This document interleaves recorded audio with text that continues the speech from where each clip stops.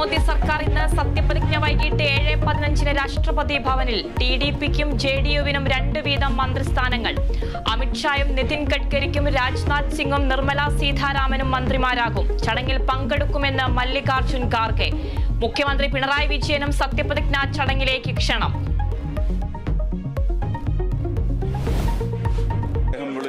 എത്തിയിരിക്കണമെന്ന് പറഞ്ഞ് എത്തുന്നു.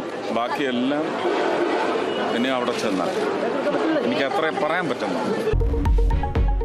സുരേഷ് ഗോപി കേന്ദ്രമന്ത്രിയാകും. ഔദ്യോഗിക അറിയിപ്പ് ലഭിച്ചെന്ന് വിവരം. സുരേഷ് ഗോപിയും കുടുംബവും ഡൽഹിയിലേക്ക് തിരിച്ചു. മോദിയുടെ തീരുമാനം അനുസരിക്കുന്നുവെന്ന് പ്രതികരണം. തൃശൂരിലെ കൂട്ടത്തല്ലിൽ KPCC നടപടി. DCC പ്രസിഡന്റ് ജോസ് വള്ളൂരിനും MP വിൻസെന്റിനും രാജിവെക്കാൻ നിർദ്ദേശം. പകരം ചുമതല Palakkad MP VK Sreekandan. KPCC നേതൃസ്ഥാനം മുരളീധരന് നൽകാൻ തയ്യാറെന്ന് ഹൈക്കമാൻഡിനെ അറിയിച്ചു K സുധാകരൻ. കോഴിക്കോട് മുരളീധരനെ പിന്തുണച്ച് ഫ്ലെക്സ് ബോർഡുകൾ.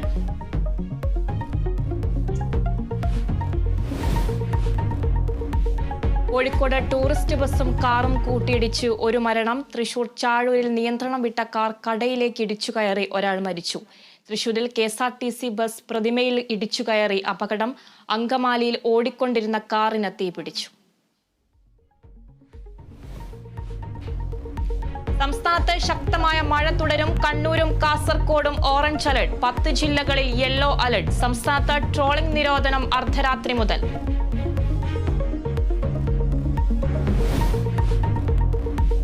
T20 ലോകകപ്പിൽ ഇന്ത്യ-പാക് പോരാട്ടം. മത്സരം രാത്രി 8-ന് ന്യൂയോർക്കിൽ. പാകിസ്ഥാന് മത്സരം നിർണായകം.